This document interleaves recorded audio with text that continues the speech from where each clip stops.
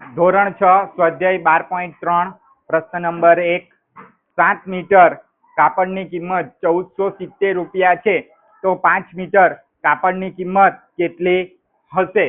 બરાબર, તો આપણે પ્રશ્ન 1 કરીશું. 7 મીટર કાપડની કિંમત કેટલા રૂપિયા છે? કિંમત છે 1470 રૂપિયા. કેટલા રૂપિયા? તો 5 મીટર કાપડની કિંમત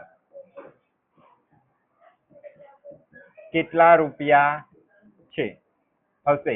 બરાબર, ચાલો ચોકડી ગુણાકાર કરીએ આપણે એટલે આપણને મળી જશે. કોનો કોનો ગુણાકાર થશે? તો 1470 ગુણ્યા 5 છેદમાં કેટલા આવશે? 7. બરાબર, તો આપણે 1470 ભાગ્યા 7 કરીએ. 1470 ભાગ્યા 7 તો 7 દુ 14. 14 માંથી 14 જાય તો 0. ઉપરથી ઉતાર્યો 7.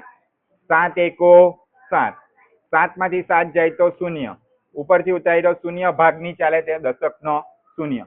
તો કેટલાય ભાગ ચાલે છે? 210. 210 ગુણ્યા 7. તો એટલે 7 7 સમાન છે એટલે કેન્સલ.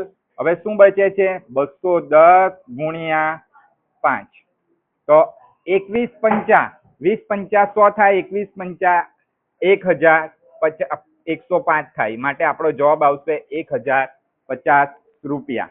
આ શું આવી ગયો આપણો જવાબ? 5 મીટર કાપડની કિંમત કેટલી થઈ? 1050 રૂપિયા થઈ. 5 મીટર કાપડની કિંમત કેટલા રૂપિયા થાય છે? 1050 રૂપિયા થાય. આ આપણો પહેલો પ્રશ્નનો જવાબ આવી ગયો. હવે આપણે બીજો પ્રશ્ન જોઈશું. બીજા પ્રશ્નમાં શું કીધું છે? એકતા 10 દિવસમાં 1500 રૂપિયા કમાય છે તો 30 દિવસમાં કેટલા રૂપિયા કમાશે? ચાલો, તો સિમ્પલ. 10 દિવસમાં કેટલા રૂપિયા કમાય છે? 1500 રૂપિયા. 1500 રૂપિયા કમાય. તો 30 દિવસમાં કેટલા રૂપિયા કમાય?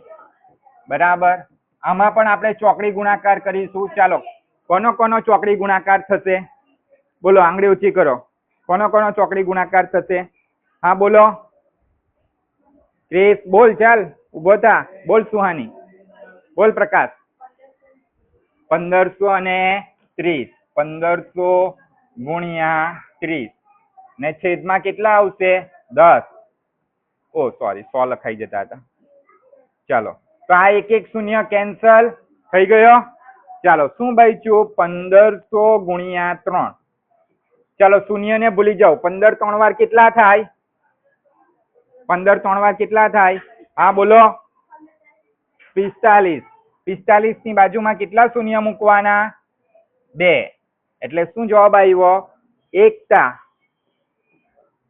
30 દિવસમાં